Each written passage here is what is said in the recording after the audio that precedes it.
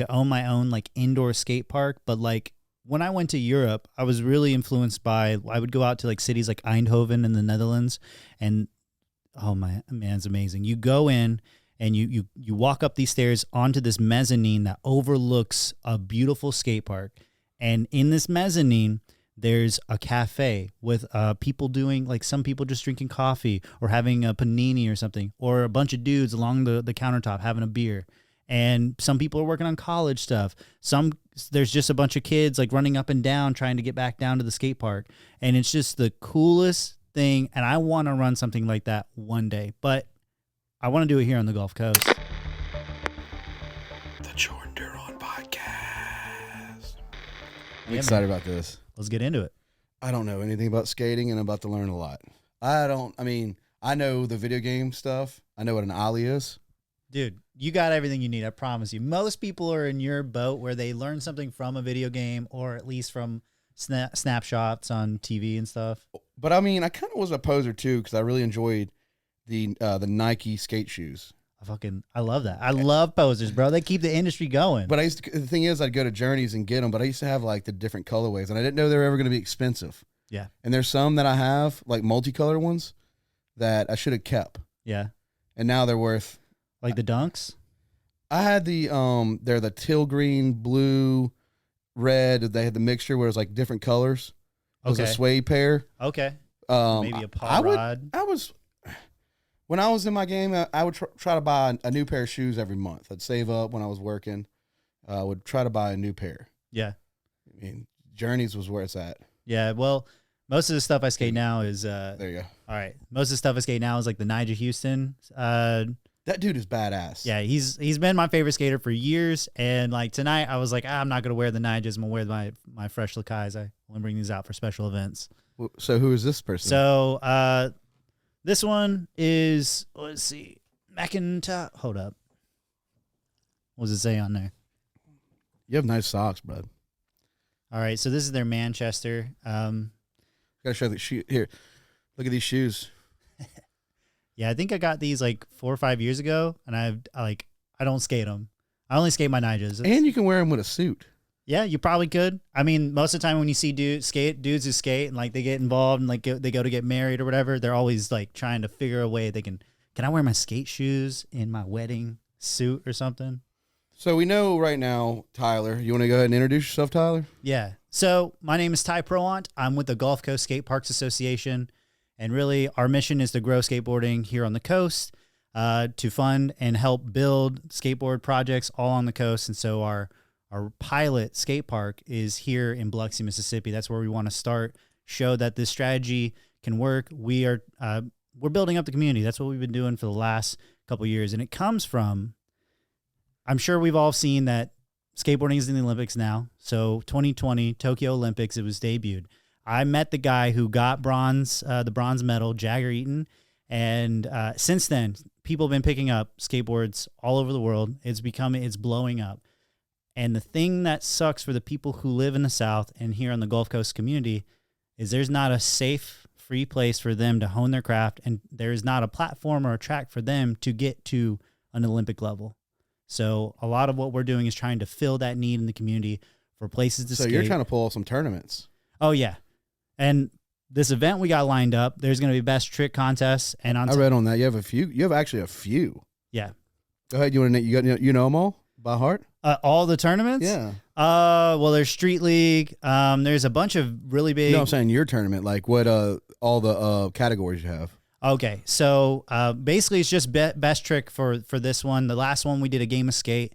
One of the limitations we have is the place that we skate is we do a bunch of DIY ramps, and so we bring that stuff out, and it's all community built and funded right now. And so when we come out, we're just limited by that. If we had a real park, we could put on a full on like contest with lines, like with your traditional, like we'll give you 1 minute, you go do your best tricks type of stuff.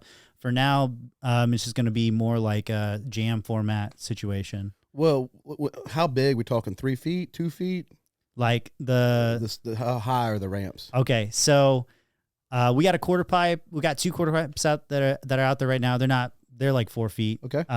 They were brought out and left by the homies. So they left them, and the city has really been like seems to they have in mind. It's been out there for months now, those 2 ramps. And what's even crazier to me is not only has no one fucked with them, like some skaters are going through and patching them up and repairing them whenever they start to break down. And they're made of wood. But those are some of the ramps that are out there. But we also made some stair sets, which we like to skate like a lot more street elements. So like things you see out in the street, like curbs and stairs and ledges. We built those, and we're going to be bringing out 2 3 stairs. And those are about 24 inches, but I know that doesn't sound like it's really tall. It's 2 feet tall, right? But you're going as fast as you can and jumping off the end of it and trying to do your trick. So it could give a lot of guys in the skateboarding community who come out there want to show their talents a chance to show off some of their more technical tricks on some smaller stuff. We just don't have a proper park to do big stuff yet. I think you're in a good place because you're at Fly Llama and then Corey Christie. I think Corey Christie has like some superpowers. Oh, dude, that dude with the downtown area. Dude, he yeah, like you just talk to him and he like makes it happen. Hey, the lights ain't working. I'm on it. Like, yeah. I started seeing your like I was saying, Lauren making groceries, sharing that. They got that skateboard. Now, what's the artist's name? I could not. I had no idea how to pronounce that name. I haven't met her either, but I do have it right here. She's awesome, and I think the skateboard when she painted it, you know, the like Ocean Springs has like some sort of mythos with this rooster or chicken down there. Do you know the story behind that? Because I think that's what she painted on this board. Like the girl that killed it? Oh, I mean, I don't know. That's not the artist, but I think this was a homage to the rooster. I don't know. That's what I'm hoping. That's the only thing I can think. You know, when I see a rooster and somebody from here on the coast, like what other connection could it be? Yeah, they had some girl. She was like drunk, and then she grabbed the rooster, killed it, and then we're here in America, guys. I mean, it hurts my soul. Hurts my whole soul to hear that. Well, I mean that rooster was always around. Yeah, that board's bad. Yeah, the other side. So that's 2 roosters on this side. I'm looking up. Okay, her name, Lucinda.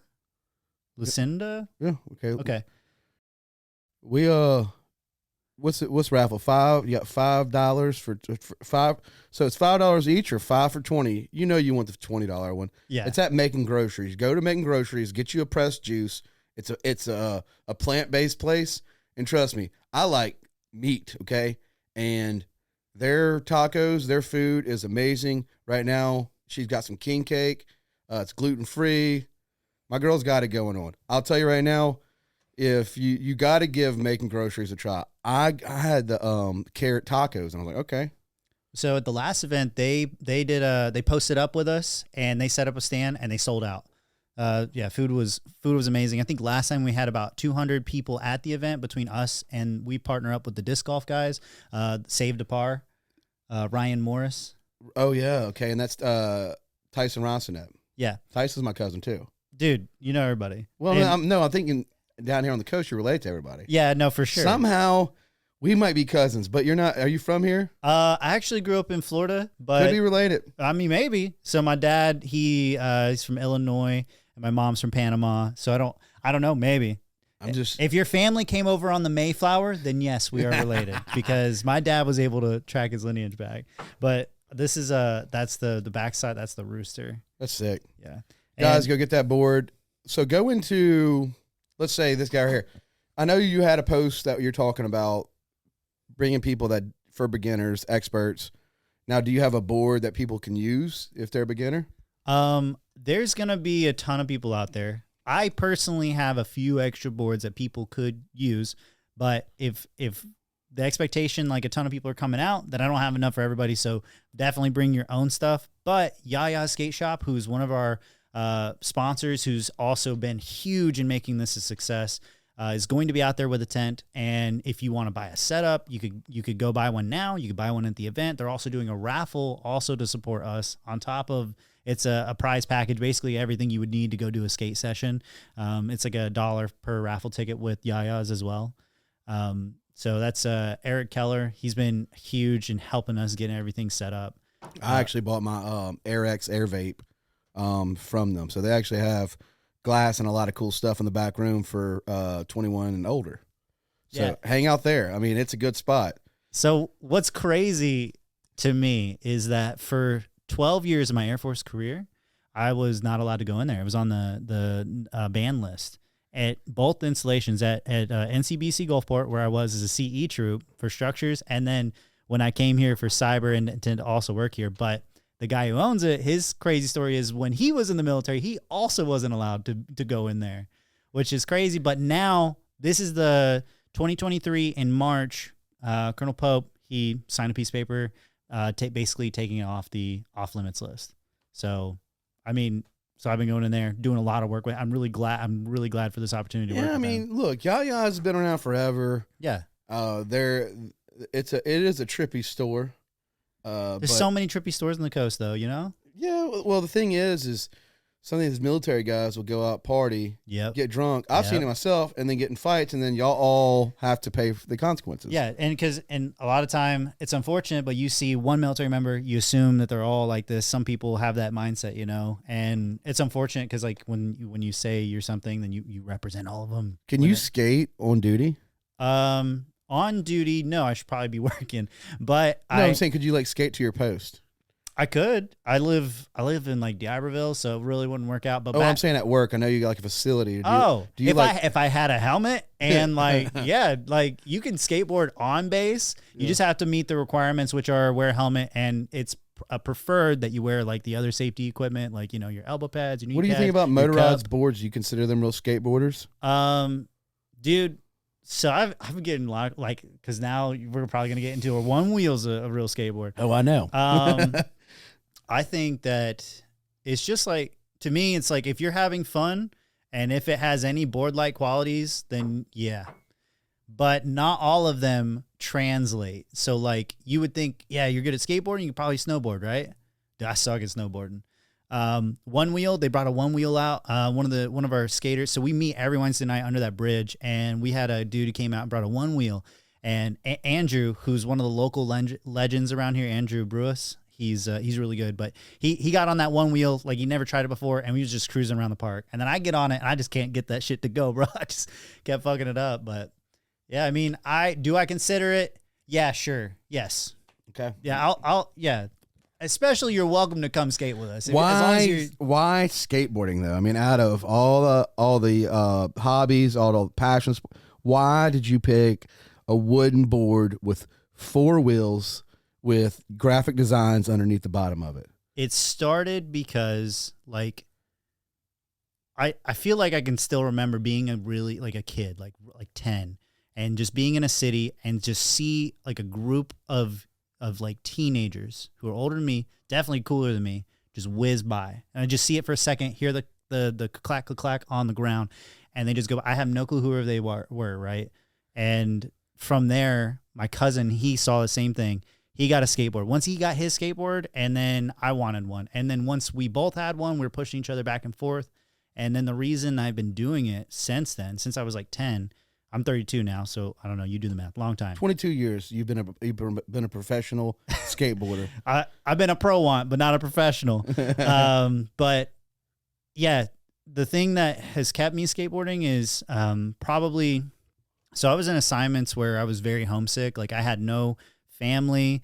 Where some of the places I was stationed, I've even been deployed with my skateboard. But every time I skateboard and I take a video of me skateboarding and I upload it, for just like a few minutes afterwards, like I'm watching to see my dad when he was alive, he'd be the first one to comment and like, and I could feel like I'm home again. Yeah. And that came from the skateboard and a little bit from, taking these videos. And so like, and it's continued to now, and it just unites me with my world. But how'd you get good at it? Like, for instance, me in photography, I tell people all the time, they're always like, Jordan, how'd you kind of get your I consider the way I mastered my photography was I would shoot 500 photos a week. I would make myself shoot 500 photos. I'm serious. At nighttime, no matter what, I would just push myself, and like anything, but I would set a goal that week, go out there and just shoot. And did you get a skateboard and you're like, after school you did, 2 hours of practice every day? First of all, did you like it? What? When you were just going out there doing it and just like, you didn't know what you were doing at first, right? Yeah. No, I mean, I kind of knew. I always wanted to, I like telling a story. I think the camera has nothing to do, personally for me, it's like capturing things. Like that Goosebumps book. Mm-hmm. So I I would, overexpose, and it was just practice. I would shoot an auto. I would shoot an auto and learn how auto would read, and then I would copy that, and then I would adjust my style. But me shooting 500 photos, and I did this for a good solid 3.5, 4 years. Like, I burnt up one camera, just my shutter, but I would rain or shine, whatever, because I really wanted to push myself, and I wanted to feel comfortable, like now, like it's crazy, but like I can take my camera and I know what I'm shooting. I don't have to think about aperture. I don't have to think about my settings. I already kind of know how I'm going to control that camera, and it's the last thought of the camera, because when like a skateboard, everybody's so nervous about that board in front of them, so they're not going to actually ride the board. They're going to overthink the board. Yeah, that's the same thing with anything. So like even like you were saying, like skateboarding, I'm pretty sure if you actually had the confidence and you hopped on it, and you're going to do a lot better than you overthinking, I'm going to fall. Yeah. You got to balance, but you're overthinking it. Every time you overthink, what happens? You're not focused. It's not going to work out. Yeah. So for me, like to get the level that I am at, it came from a lot of, at first, there was small challenges. And once you get past certain milestones, like your ollie, like once you actually get a proper ollie, and then you can start to ollie over like a broomstick. That was my experience, right? And then a skateboard, and then you start stacking stuff, and you start to get that sense of like, I'm not only getting better, I can see it now. That thing can turn into something else. What if I flick the board in this way? Which I was out of all of my friends growing up, I know it in my heart, I was the worst among them, but I had the most fun. And if you look at all of them who are skating, I don't think any of them skate or ever skated as much as I ever did. And I continued because, like I said, like it connected me back to them, to skate, to those memories, and I was getting better and better and better. And one of my biggest achievements, I landed a nollie big heel flip in Belgium, in Brussels. Me and my wife, we were traveling all around Europe while I was stationed out there, and that's an accomplishment that I have that I think out of my friends, that might be the best trick we all ever did. And it's because I just didn't give up. And like there would be times I was like I would go out there by myself and just do thousands of attempts at something and I wouldn't be close to the nollie big heel flip for years. But I didn't know it then. And then when I finally got it, like all of it came together. And then it's a trick that I can get with a less of a battle now. So when you're out there skating, okay, you're like pedaling. Yeah. Like, do you know the trick you're going to throw out? Do you think about that trick, or is it, So you do kind of get into a flow state. So like people talk about the flow state where it's like that level where you hardly are thinking about stuff. There's still some active like thinking that's happening. So like if I go to like a mini ramp, for instance, like a half pipe, right? I can go back and forth and session that thing. And sometimes it'll happen where I'll just throw something and I wasn't really thinking, but then I'm like, what if I did? What if I like tweaked it this way? So there's sometimes where it'll just come to you. But the tricks that you see people landing, like a kickflip or something, like I still have to tell myself, like we're kickflipping. We know all the ways to do it. Just do it, and I'll just go and throw it out. And in skateboarding, we play what's called a game of skate, which is kind of like playing horse with basketball. Yeah. Except somebody sets a trick, you have to try and get it, or you get a letter. So that's pretty badass. Yeah, it's kind of a big, like there's a lot of like stuff in skateboarding and the culture that's very like perfectionist oriented, and also like getting you to push your boundaries of what you can do, because your homie can do one trick and you've never tried it, but like they did it and now you kind of want to get to their level type of thing. I think the older generation just looks at y'all like Jinko wearing, vaping gods, like, you know what I mean? Like, yeah. Like going nowhere in life. And here you are, with your profession in the military, serving our country, and loving skateboards. So I think once you get past that, you're seeing, I was talking about like now with, we're bringing in medical marijuana on the coast, you're seeing a shift. People are going, okay, it's really not so bad. Yeah. That person's really not a bad person. Mm-hmm. I think same thing with skating. Once you see like you need it, what it needs to be is people just need to go out and just watch y'all skate. Yeah. And see how much fun y'all have. And they're not going to rob you. Yeah. They're most of them have a family. They have jobs. But I think that whole thing is people like, they're kind of like bikers of the skate, like skateboarders are like bikers. Yeah.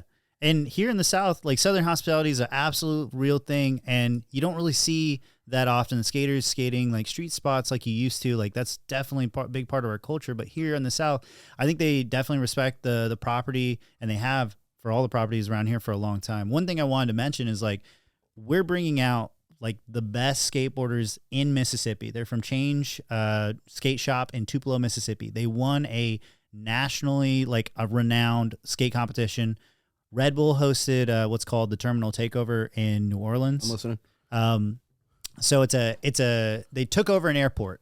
They turned an airport into a skate park, and they invited a bunch of cities to come out. And like you got like cities like Denver, Pensacola.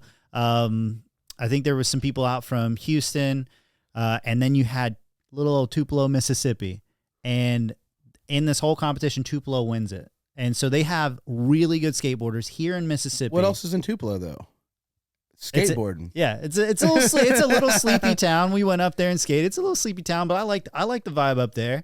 But those guys are coming to do a demo at our contest. So like we're gonna have lessons. There's gonna be a contest, best trick, and then there's gonna be a demo. And the demo is really gonna be like you're saying, like the best opportunity for somebody to see what skateboarding really is about is to come to this event and see what skateboarding is at the beginner level, at the people who are trying to progress level, and then the people who are literally out there winning contests and pushing because they got a skate because they won that, they got money and renovated their own skate park in Tupelo. We're trying to follow a little bit of their model with what we're doing, but like if people wanted to see like, hey, these people are basically athletes. For a long time, there's been like a movement of like, oh, they're not. And like even some skateboarders don't want to be called that, but they really are, especially now that it's in the Olympics. And we just want a safe place to do it. And all of that, everything we're doing is to try and show that we really are a really friendly and one of the most inclusive communities you can be a part of is skateboarding. I think, Corey, you need to get a couple skateboards, get somebody to paint them for beginners, and that is part of the Gulf Coast Skateboarding Association. So when you get out there, there's a small area with the skateboard, they can't take them, that people can practice on. You have like a ref out there watching over. I think the big thing is, like going back to like the photography stuff. I remember meeting a girl and she knew that I did photography, and then she had a less expensive camera.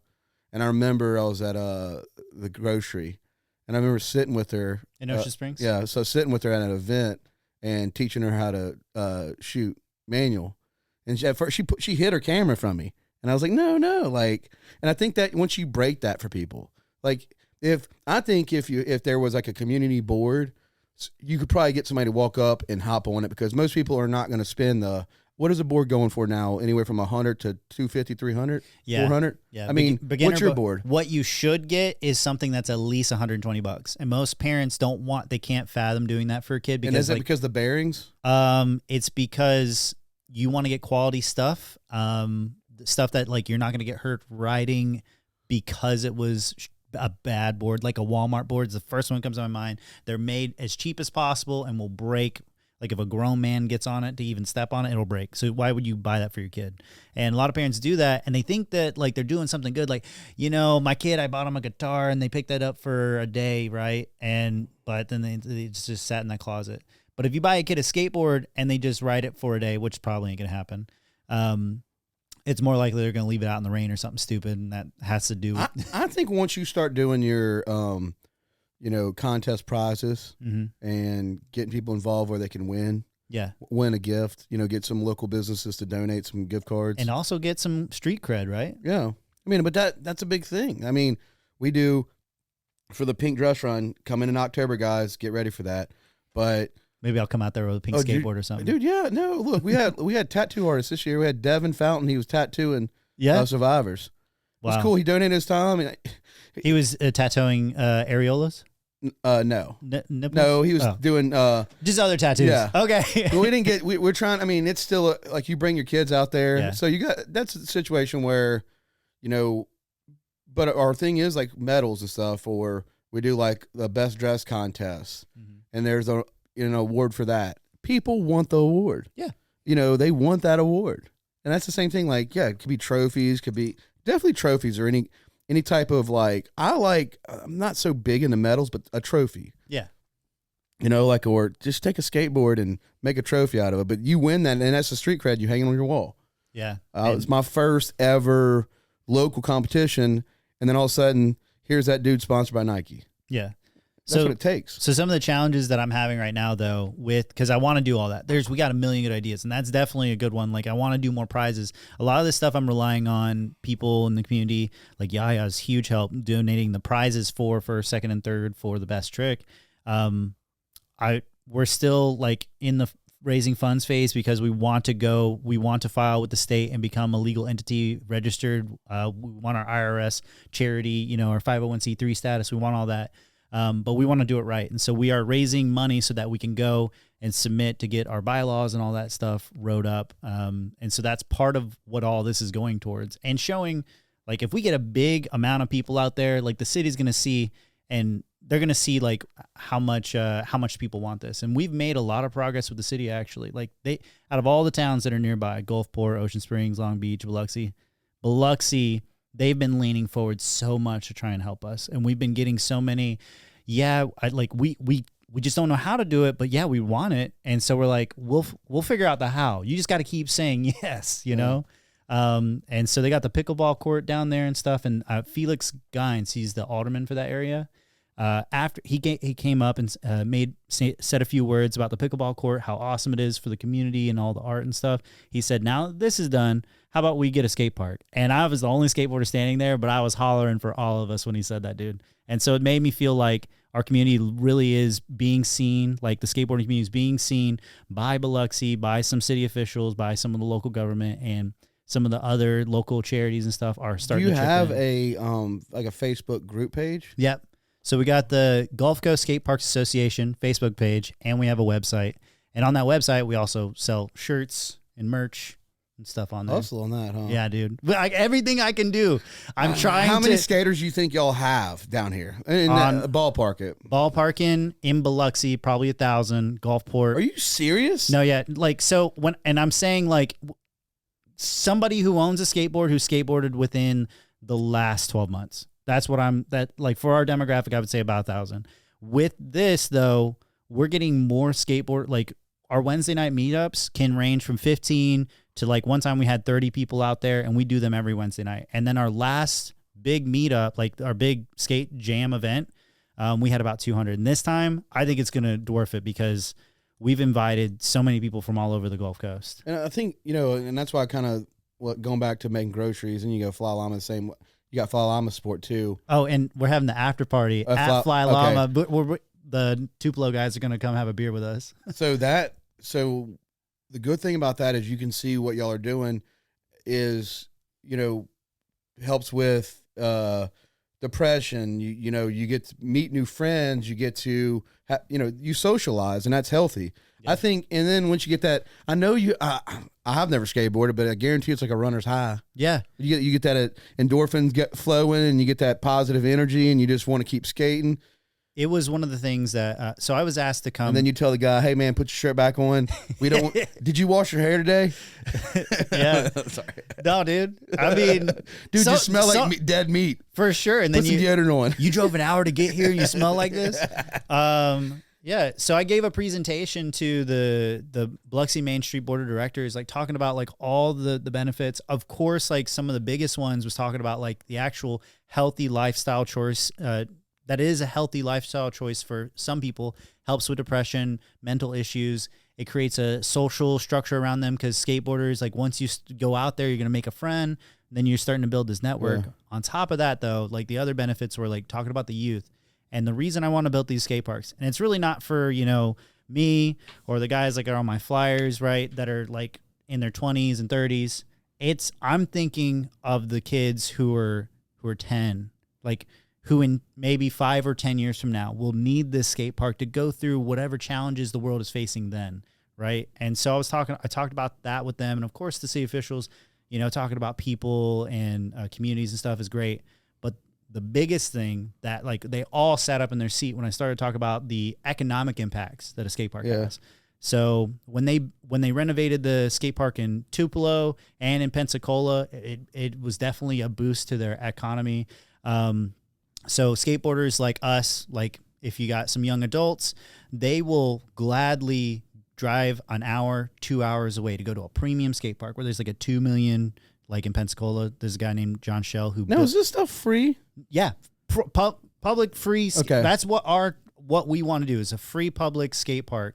Concrete, permanent, not going anywhere, is here to stay. Will withstand storms and stuff. That's what we want. And there's cities that have this, and we will go to those cities and skate. And guess what? When we go, whenever we finish our session or when we need gas or when we need food, we're going to be spending our money that we made in Biloxi or here on the coast. We'll go spend it somewhere else.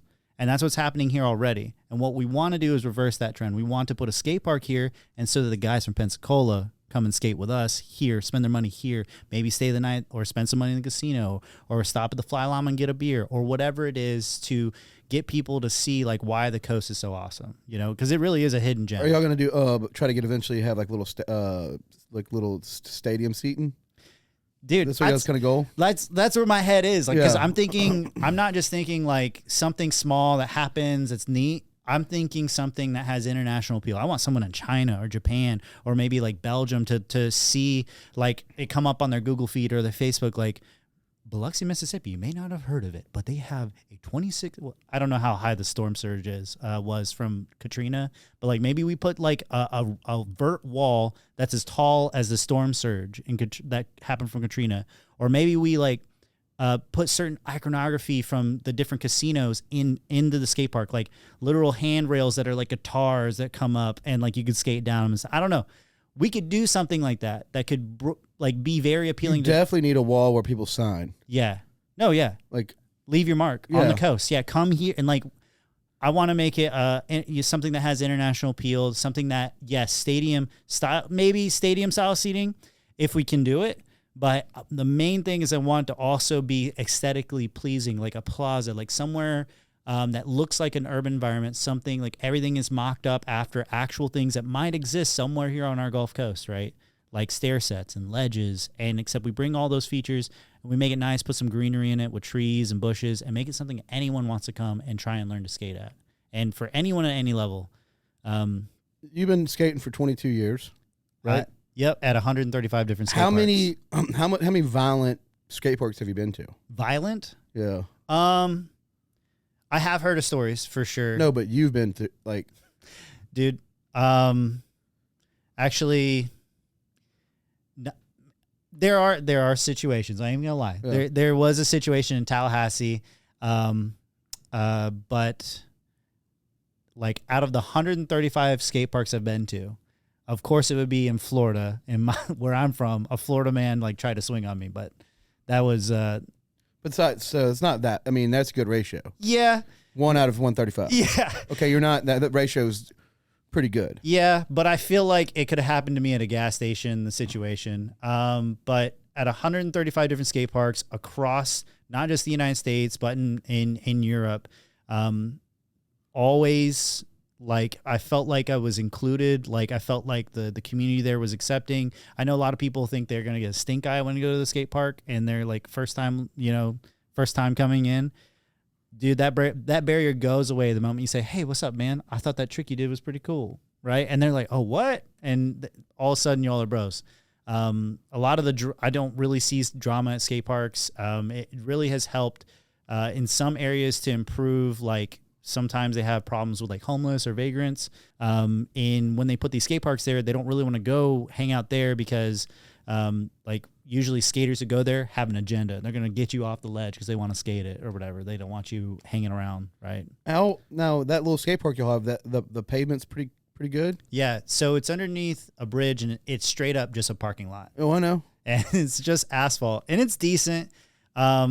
If there was like a solution where we could resurface it or paint it, that would be great. But Somebody just needs to donate a house in downtown Biloxi, and you'll just with the pool, and you'll just turn it into a park. yeah, I mean, there's so many different ideas, but really, if we could get some grant, like we get squared away legally, start applying for grants, and I'm not talking like the money that we're raising right now from the community is going to be enough to get us on our feet. But the money we want to make after that, we want to make from grants, from like the Tony Park Skate Parks Foundation. There's a bunch of other ones that are out there. And then like there's also things for community enrichment. I know that there's the Kellogg's grant that's Biloxi. They donate a lot there, and then like get like the community involved and see like if we can get like $3 million. I mean, one of the cities on the coast needs a skate park. Yeah, like one city. If you had all of them, huh? All of them. It's gonna have to start with one. Yeah, that's right. The pilot skate park. The first one that goes that gets a skate park is gonna get the audience. It's gonna because you're bringing people there. Then they're gonna live music. I mean, we've seen that with First Fridays. Yeah, it's right down from it. Yeah, I mean, you build it, they will come. Yeah, in Pensacola. Yeah, in Pensacola, when they built that $2.2 million skate park, they turned around and hosted a festival. It was called Opening Day, and it was music, skateboarding, and art like festival. And they got a ton of people. Blindside playing Pitiful? I don't know. I don't know who played, but I mean, they definitely should have booked them. That was a Grind movie reference. They definitely should have booked them.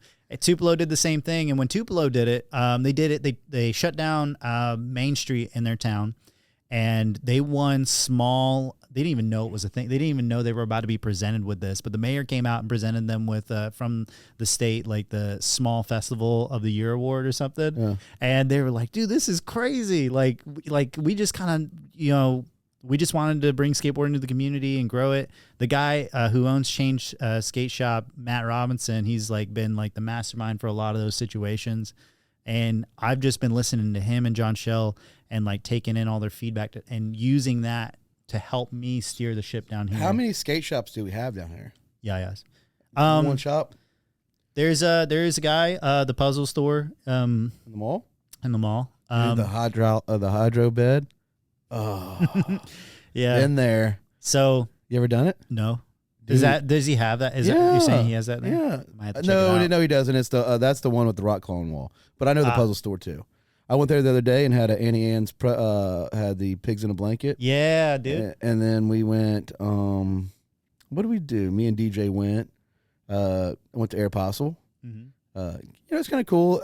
I'm kind of sad because I'm a big like GameStop game kid. Me too. And there's really no more game stores for us. Yeah, I don't want to see another pop. Yeah. I don't want to see another GameStop. Stop it. You know what I'm talking about? Are they doing it right now? Well, I mean, now it's more like a Loot Crate. Oh, you mean like yeah, dude. It's like where you would go if you just wanted merch. It's basically a merch store. I was a Loot Crate subscriber for like 3 years. Yeah. And I would get the extra bonus. Is any of that stuff on this wall right now? Or stickers or. My kids got a lot of it now. Okay. It's probably over there. It's over there. My kid. So I'm big in the Flash, but I have a lot of Flash pops, and he takes them, brings them in his room now. So yeah, they're all over. But like I would do the. So Loot Crate guys is it still around? There are things that imitate what it was. So what it was, you spent $20 and an extra $10, and you would get a mystery box every month. You didn't know what it was. You get like a pop, you would get a keychain, you would get like a pocket knife, Batman, but it's all kind of characters. And then for another $10, you would get a pair of socks and then one piece of apparel. So like I get Star Wars PJs. People always wonder like, Jordan, how'd you get that hoodie? That was my secret. Yeah. And then I met Emily, and I had to realize that they made so much from you. What? They made so much from you, bro. Because they just went and bought that. Like they had some deals, buy it in bulk, sort it out, put in boxes, and get people like you to sign up. But you did get some cool stuff. I mean, at the time, I just want a different pair of socks every month. Yeah. And I like when people make choices for me.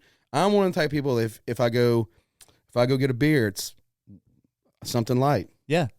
You're serving me beer. You tell me what to want. Yeah. Food, like today, as at Toronto's, Courtney, they have the what was it, $11.99 for the crab 6-inch with the fries and then the roast beef. Mm-hmm. I looked at Courtney and I said, "Which one?"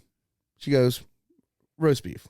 So I get my roast beef. Yeah. So like even when anything. So I do like when you make a choice for me. I think that's most people do. Take that for skateboarding.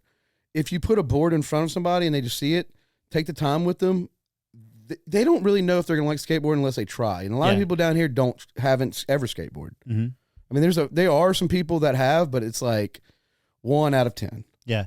So if you just let people experience it, Yeah, giving them the option, not telling them like, how to do it or whatever. That's the whole you don't have whole to. thing You don't about have to skateboarding. do the crazy stuff you do. Okay. Yeah. You could just skate around and hang out. Also, the skateboarding I do in some circles, I've been complimented saying that I do the most old school tricks and new school tricks, and it's not expected. Like I just do whatever I think is fun. I've been known to do what is called, you know what a coffin ride is, where you're like just on your back and are riding. Yeah. So I would do what's called a boneless, where I pop the board in the air and then I'm on a ramp and I quickly put it behind my back while I'm in the air, and kinda I just intense. yeah, I just go to a coffin and ride down, and I get like the biggest reactions when I do that thing. But it's also like it's because it's fun and because I know they haven't seen. So it you're before kind of I do like the it. guy at the skating ring that dances with his friend. Yeah. In a circle, it goes around with Yeah. with the moves. I'm definitely the lamest dude at the skate park. No, but you have your own style. Yeah. Everybody that skates has their own style. And that's the thing, whenever you come out to skate, like you're going to find whatever yours is over time. It's not going to be the first session. It's going to be after maybe a year or so you skating, like you tend to do these things, and nobody told you to do that. You just do it, right? I love skateboarding because they have a bit of like a fashion style. Yeah. Always have with graphic tees. Mm-hmm. They'll go to the thrift store and find like this 1990s Napa shirt, and they'll rock it, and then Yeah. it comes fashion, and it's $900. Yeah. And yeah, you look at crazy like trends like that, man. And it comes from skateboarding and people dropping their street parts, and then people want like thinking it's cool, but nobody told them to think it was that. They just did it. And that's what Imagine if we didn't have Tony Hawk. oh man, it'd be sad because he was such a good spokesperson for what is now a sport. And like he was very like calculated with a lot of moves in an age where like you wouldn't expect somebody to be like for a whole entire like demographic of people. Like everyone who likes skateboarding, essentially they're only gonna be known, like people are gonna know of skateboarding because of Tony. And like you got the games and advertisements and all that Yeah. stuff that he capitalized on, but he always had a hand. Like I watch a lot of like podcasts like where he talks about like the thought process of him getting becoming very public in the world's face and or in the world's eye, I guess. Like he would, like a lot of times when he'd work with people who want to like use him for advertisements, they'd want him to do some goofy shit, and he'd just be like, "Nah, I'm not gonna do that because like that's not." What about how many boards have you broke? Dude, I have. Is it hard to break a good board? I mean, yeah, I mean it can be. It's a plank of 7 plies of wood, so like you can with enough force snap it right in the middle. I've snapped probably 10% of the boards I've skated, and I've probably have in my garage. I have a video of it. Over 100 skateboards that I've just kept. Like I decided when I joined the military, I'm just going to keep all my skateboards I ever owned, and so I have a stack. It comes up to about my hip tall. Is the money in with the graphics? I know they have like limited edition boards. Birdhouse, are they still around? Oh yeah, Birdhouse is still around, and yeah, there's money in it. And now there's collectible cards, dude. It's called ABD. NFTs are coming. Oh my god! So they're called ABD. Already been done, which is something. It's a skateboarding term for like when you land a trick in a game of skate, and you've like your friend already landed it, and it's like, no, that's ABD, dude. What are you doing? And so they started a brand where they sell like trading cards of like famous like skaters doing their best trick at a spot or whatever, and they'll go and sell that. And like they've even done it where they'll cut off a piece of the grip tape and like put it in the card, and then they'll seal it, and they just sell out. It's cool. I used to do tech decks with me and my buddy Michael Shepard, and we used to make them out of cardboard, make the whole entire park. This is right around Limp Bizkit dropped that album where they had No Sex on it and break stuff. Yeah. No Sex is one of my favorites, like track 12 on there. But we would just jam out in my bedroom. Me and my boys, we would make a full skate park, and we'd have a bunch of tech decks. And I've been trying to get them for Oliver. Yeah, do it, man. I mean, go down to Treasure Hunt. They had them before Christmas, like a huge, like really big discounted, like tech deck, like a big box of tech deck stuff. Can you tech deck?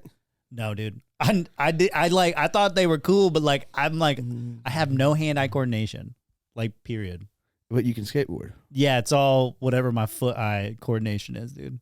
And you being in the military, you make decent good money. So you're not doing this for the money.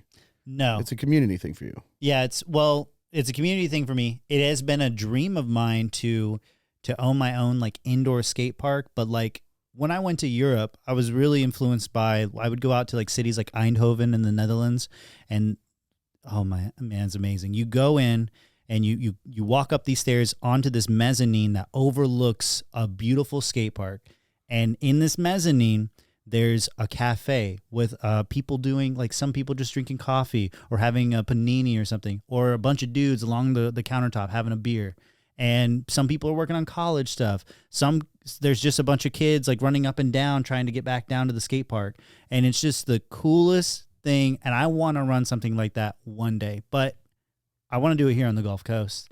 And the problem is there's not, it would be dumb to even try and do it now. Right? Because all that costs money for me to have overhead for a facility, to pay, like to hire a staff to cook food, all that stuff. And none of that is going to work unless there's a community here that wants it. So a lot of what I'm doing is very altruistic, but it's also a little selfish because I think I want a slice of what that was like when I was in the Netherlands, like what they had. It was just amazing. But, How big was it? dude, it was huge. 20,000 square feet? I'm trying to compare it to a building here on the coast. I think what's smaller than the cost? Oh, the recreation center in maybe Biloxi. Okay. Maybe a little bit bigger. What happened to the one on DeBees Rose? They had a skate park. Great question. I knew it was going to come up. Yeah. I mean, yeah. is it still there? So this comes up every time I talk to someone from here. Well, that's where I vote at. The precinct, my voting Yeah. precinct. You know what, people too? You don't vote, okay? I noticed that. There's a lot of people who don't vote, and I go there and have to vote, and you're never there. Right. Yeah, vote. But there is right next to it, though, is where I vote, and then I always see that building like, what's going on there? So in 2011, around when I joined in 2010, and then I got here at Tech School in 2011, I went and skateboarded there on DeBees, and that skate park was pretty cool. But the problem is that it was all made of wood. And so imagine and I'm sure most of the people listening have been on a wooden deck that's been here on the coast in the coastal environment, getting drenched by the rain, and it's made of wood. And so all the ramps were just like that and would deteriorate. And that would cost lots of money to resurface the ramps and make sure that they were good. And so the maintenance did take a lot. And so they had to charge money for people to come and skate their park so that they could keep up the maintenance on that. But on top of that, they had to pay for insurance and a bunch of other stuff. And so ultimately, if you ask me why it's not there anymore, it was mismanaged. And that's just my opinion. I haven't seen the numbers. That's just from my perspective. And then when it shut down, it was a huge stink.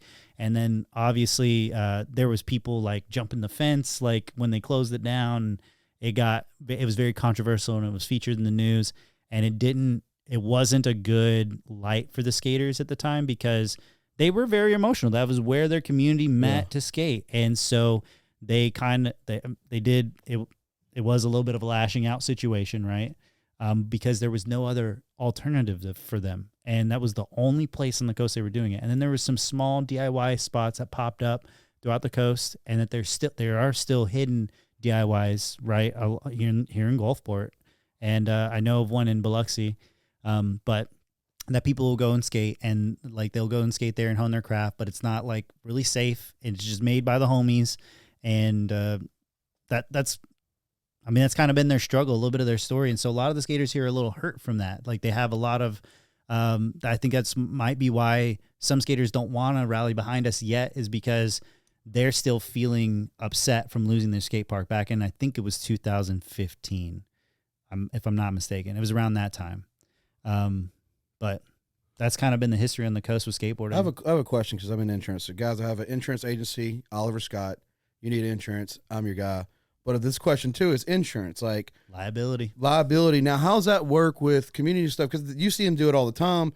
Is it skate at your own risk? So it is typically skate at your own. A waiver? I mean, how's that work? It's typically skate at your own risk, unless it's like a facility like DeBees had. DeBees had a facility where you paid for to come in the park and all that stuff. Some of that went towards insurance. Most cities in the United States, what they do is they rope it under their like whatever the insurance would be for a public playground. That they would just rope it into the city's insurance for that. That's what they would do for the skate park. And it works, but I think there's more that goes into the liability beyond that, because some insurance companies, if they're going to like take that on, they're going to be like, okay, well, here are things that you need to have at your skate park for it to be, for us to accept it and like to like take it on. I mean, they want, Signage. And then not jagged edges. Yeah. And it be professionally made and with the typical type of terrain that you should see, and that any type of lot of like the design of the skate park and like a lot of the strategic planning of where things go, how high they are also things that are probably looked at whenever the insurance comes in to see if they will cover it. But a lot of what I am trying to work with the city to understand is that like cities across America handle all this basically the same way, right? We're going to put up signs. We're going to try and educate the community, and we're going to make sure that it's a quality skate park. It can't be no different than having a First Friday, having people drinking, live music, walking around, cars out there. Yeah. It's still, this, I don't think really see people drinking and skateboarding. No. I don't really think that. After a while, you just get dehydrated. And you get cramps and you're done. Yeah, it don't work too well for most people. Yeah. And like whenever we put these signs up, a lot of it's going to go into like, well, if you're under, a certain age, it's required that you wear a helmet. It's preferred or recommended at any age that you wear it. It's going to be talking about skate at your own level. And there's a lot of other things that go into good practices for how to skateboard. And we want to be inclusive too, because like we know once we build this skate park, there's not just going to be skaters out there. There's going to be someone fruit booting, on their rollerblades, or there's going to be someone inline skating, or one of them kids on the razors. Yeah, dude, scooter kids, bro. They're going to come out of nowhere and do a backflip, and you're like, I've been waiting to do that, guys. Yeah, or BMXers, like they're all going to come out there. So a lot of this stuff has to also be wrote to be inclusive to them, wrote to be like inclusive so that like we're thinking of all these other communities. Well, you got to start small. You just need to have a spot, ramps, and have where it can be there. Right now, how often is y'all's little session park? Every Wednesday, you said? Every Wednesday. So we're already doing it. That's one of the things some of the other people who are in the community, like working with the officials, like we're already out there, and we even have police who come out there, not to monitor us, but to come and like be a part of our community, right? Because they're not just here to protect; they're also Ain't here today to like serve. Law enforcement appreciation. Is I think it? so. I feel like we should know it. Thank you. Thank you anyway. Shout out to Roderick, Robert, Josh, all my Biloxi guys, and Leroy, who does skate. Yeah, Chief Miller might skate. Who knows, Chief?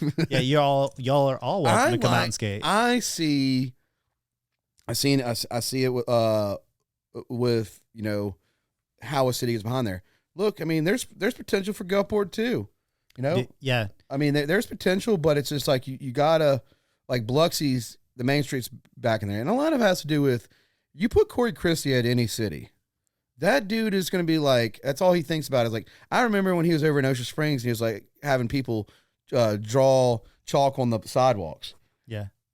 And he's the guy, guys, he's the guy, like when you see the buildings, you see all the art, you see the art on the road. That's Corey. Corey is the person that's behind. He loves art. He likes connecting people too, dude. Yeah. But when you have someone like Corey that's super passionate, this came out.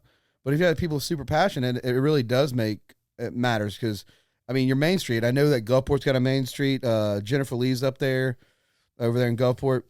I would love to connect with them too. And I'll send you the contact. Yeah. But you have to, one of these cities, I'm telling you right now, whatever city gets the first skate park wins. Yeah. It's going to be that game.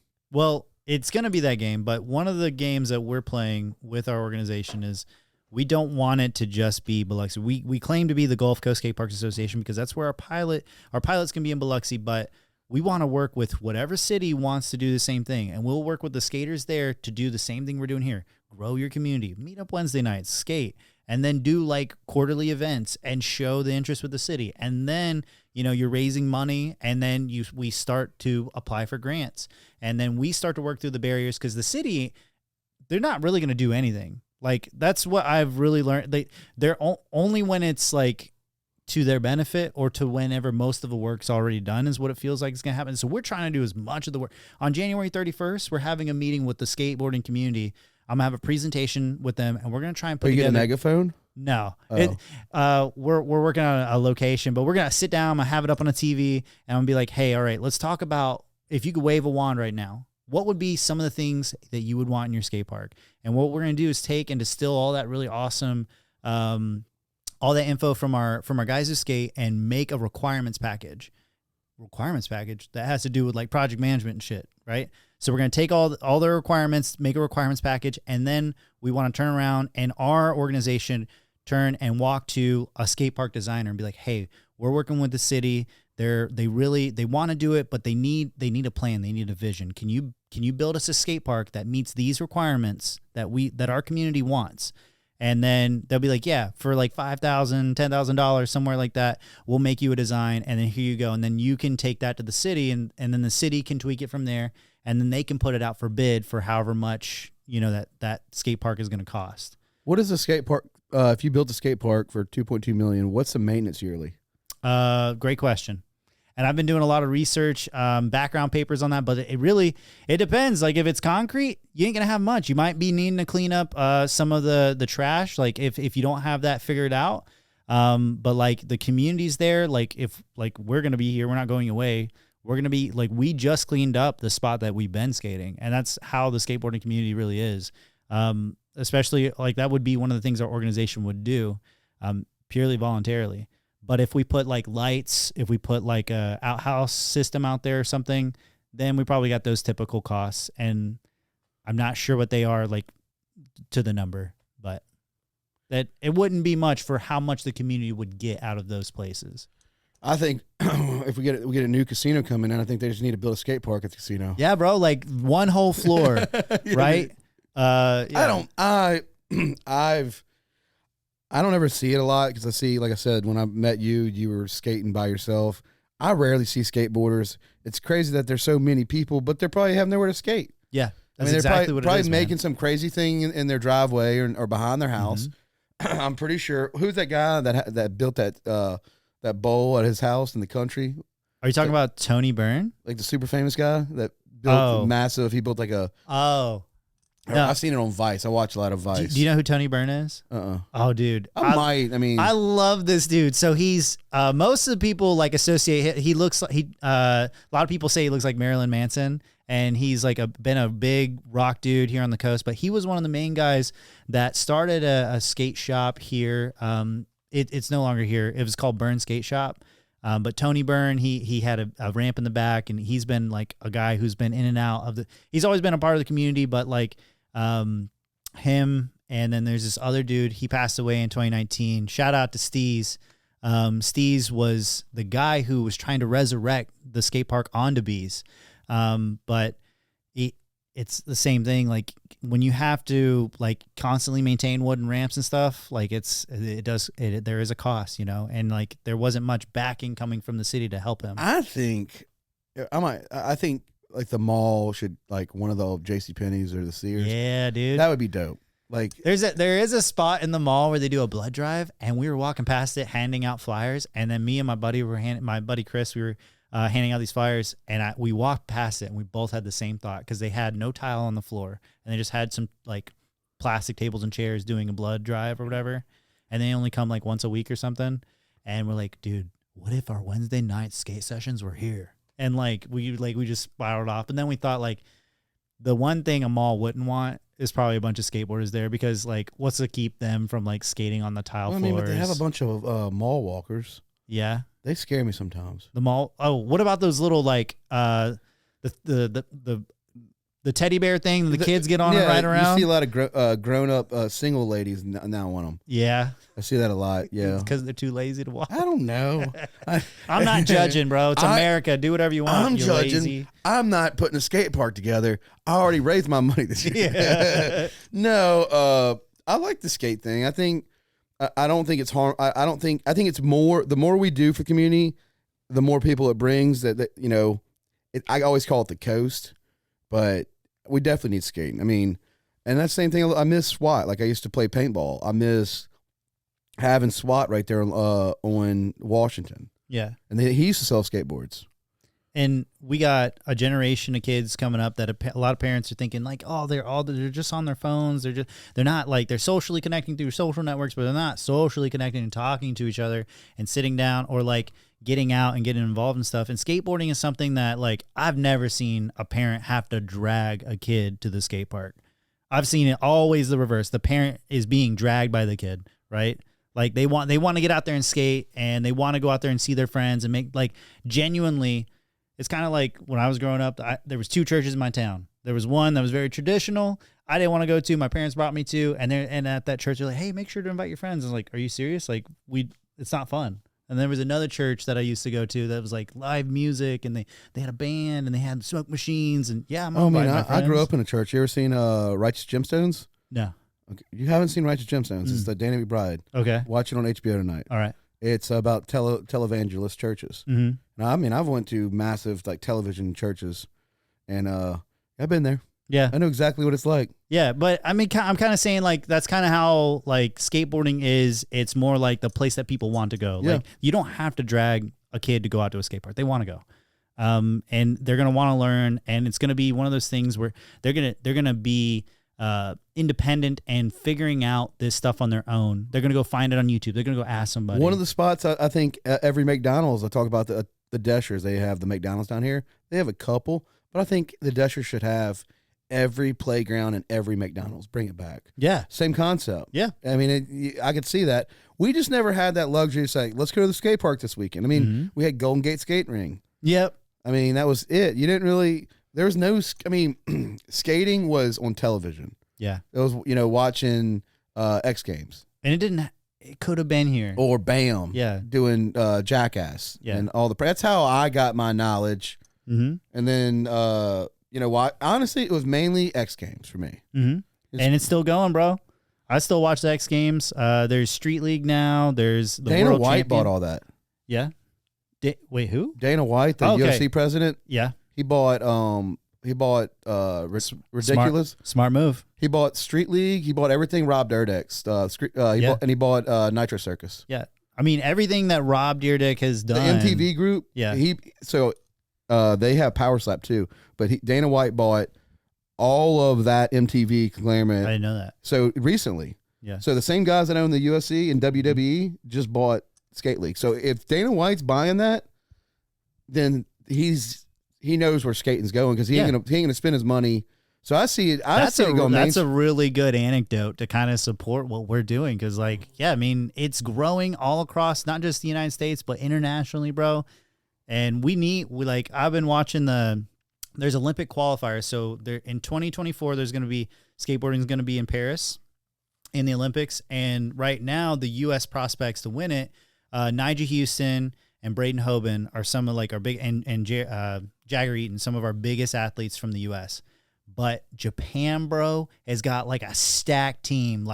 They got 6 or 7 people compete that are in the mix. Always. Japan, go find your own fashion. Stop stealing our fashion. I know, bro. And dude, that's the thing. I was gonna say this, that in Japan, when they took baseball, right? They love baseball over there, and that's an American thing, right? They took it and they love it. They have their own culture behind it, and it's a big thing. They're very disciplined about it. And then skateboarding is the same thing.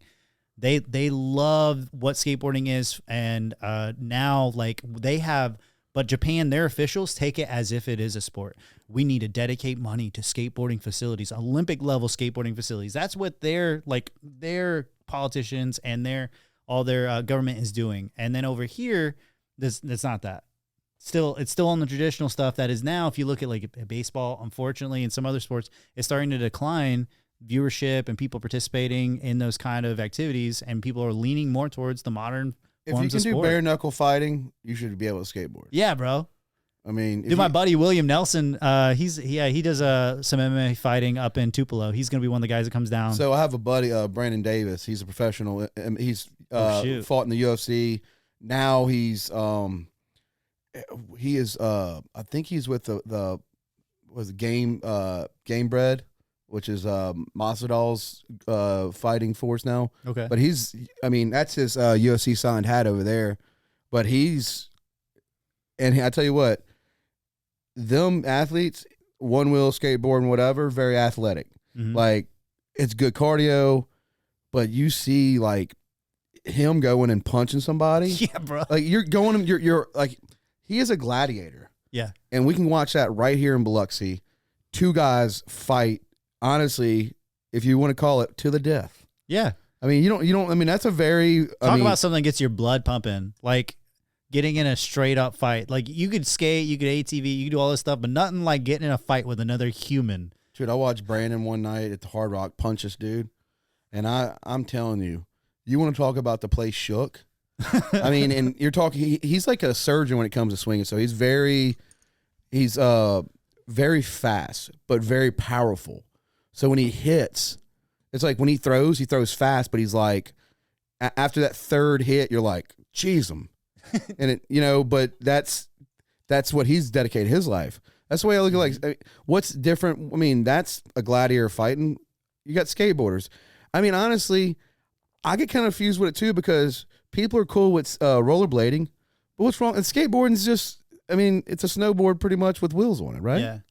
And what I was going to say is like people like Nigel Houston who are like, Nigel Houston is like the Tiger Woods, Nike, and he's like got big sponsors. yeah. He's very precise with all his moves. And he got there, and I listened to a lot of what he said and a lot of these different podcasts and different places got a chance to speak. He got there because when he would go and like send it on these rails and these skate parks, that was the first thing he would go to.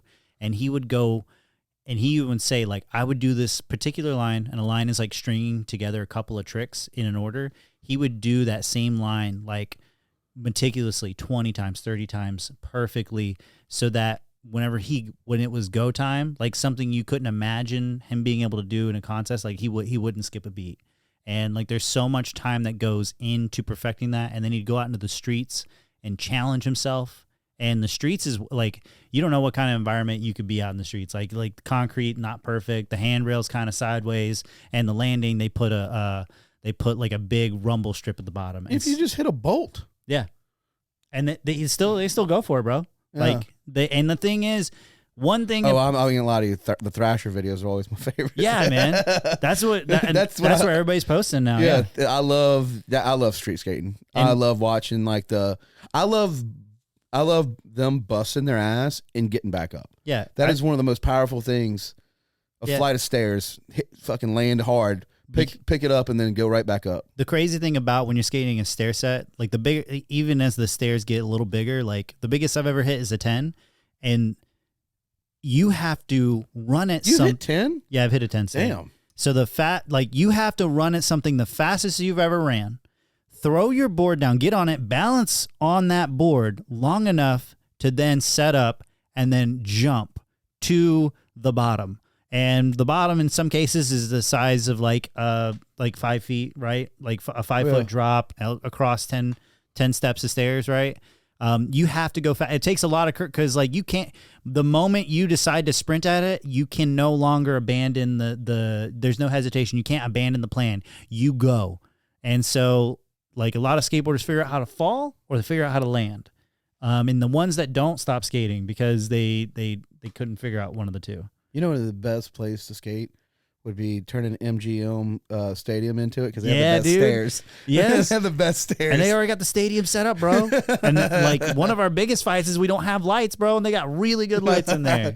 I love though, and if you ever like in skateboarding, I mean like anything, especially skateboarding though, you get to watch people fail and then get back up and then do it again. I mean, you look at that over and over again. Like you'll watch like you got to watch the Thrasher videos. You got to see it, but they'll fail 20 times. Yeah. And then even more. And that one trick, they got their friends surrounding them and they pull it off. And it's like they all landed it. Nobody in skating always lands every trick the first time. Yeah. And even in competitions, like the biggest competitions, even the international ones amongst like the international community, when people are skating, they just want other people to land their trick. Even though it could mean that they don't win, they just want to see rad skating. And in no other sport do you really wish for your opponent to do really good. And in skateboarding, you want them to do good because you know that pushes you to be even more gnarly. Like when you win in skateboarding, it's because you were the best. Like you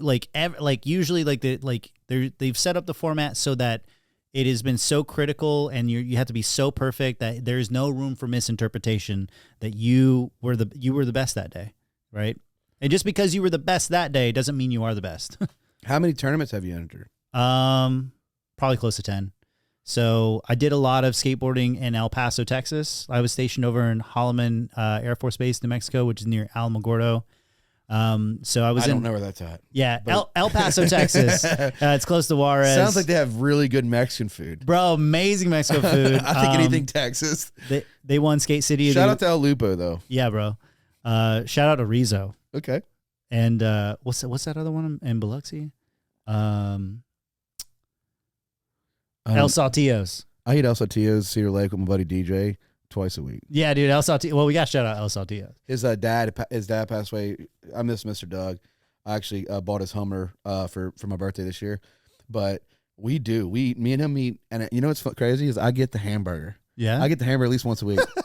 I'm telling you, the way they make a hamburger. Do you get it on Taco Tuesdays too? Yeah. Oh my god. No, but look, my Emily, she's 25% Mexican. I got a card. Yeah. Like she makes good Mexican food. But they do a sourdough, avocado, jalapeno burger that is mwah. You got to try it. That might be where I'm going next, bro. But it's sourdough, so it's like, I mean, it's big though. You have to and it's bacon, full bacon. It is like a big burger, but you better go there hungry, but you will finish that whole burger with all the avocado. I mean, there's a layer of avocado on there. Damn.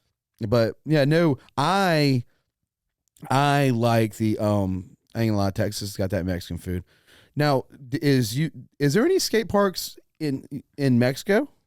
Yeah, there are. There is one that's right across the border of El Paso. El Paso is like sister city with Juarez. Like they're just divided by the U.S. border.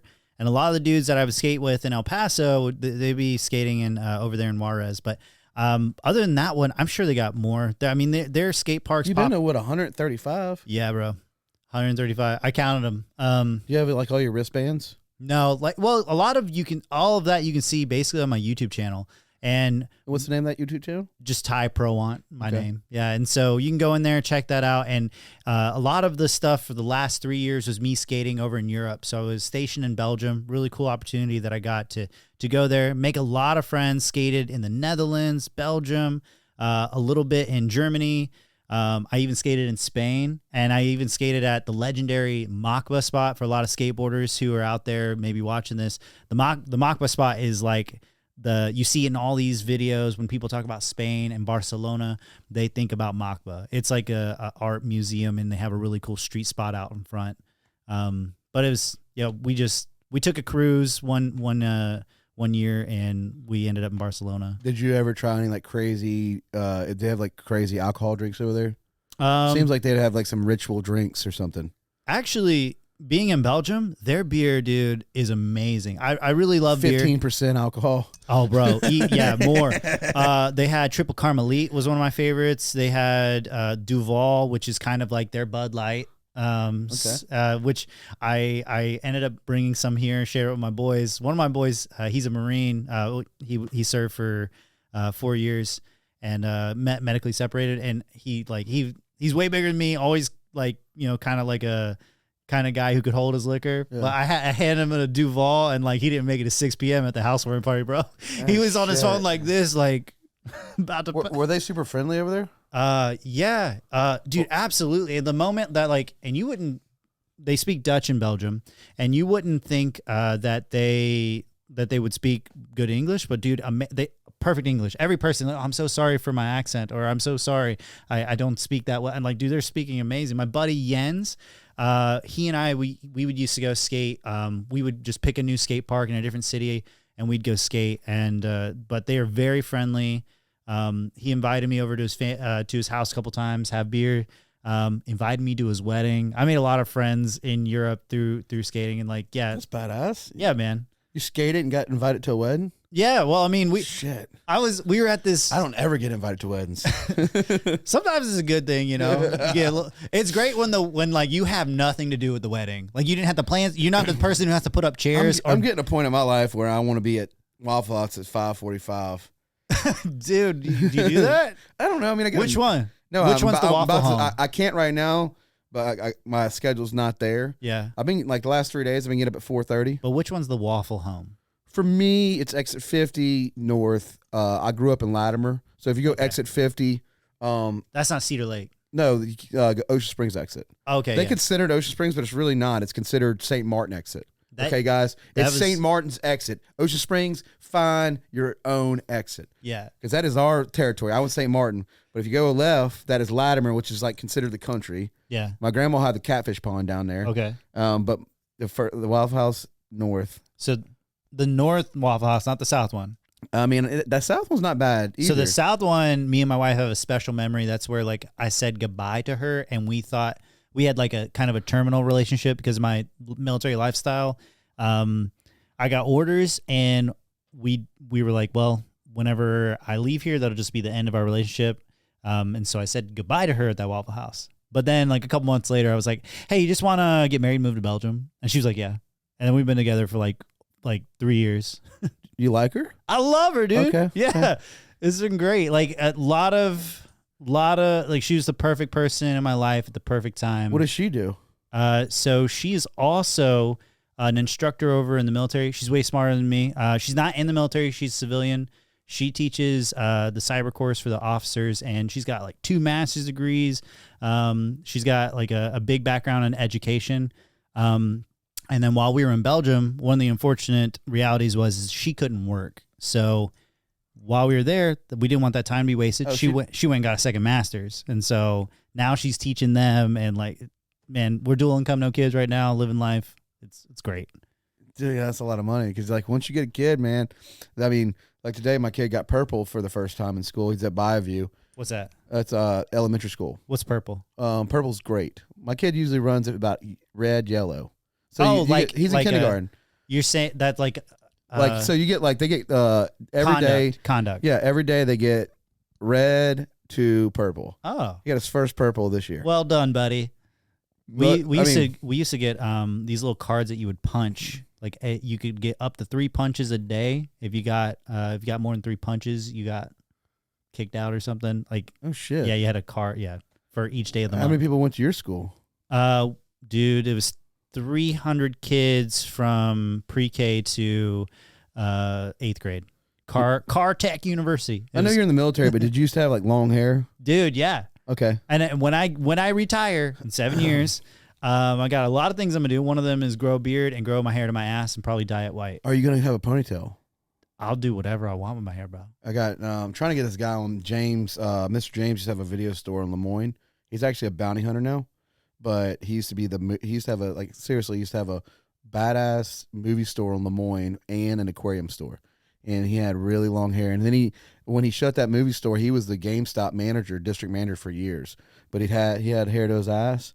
But he's the person you think with long hair. Yeah. When you think, I've told him, I said, James, you come on, he goes, I've been thinking about it because he is, help his business. Yeah. And I think having a platform like this, like you coming on, if we impact one person that sees this, that's all we did. We did it. For me, I just had a great conversation. Same, man. And I feel like, and I want you on more. Like Biloxi Winter Skate Jam is January 20th. It's a huge idea. If you really want skating here, go to that event.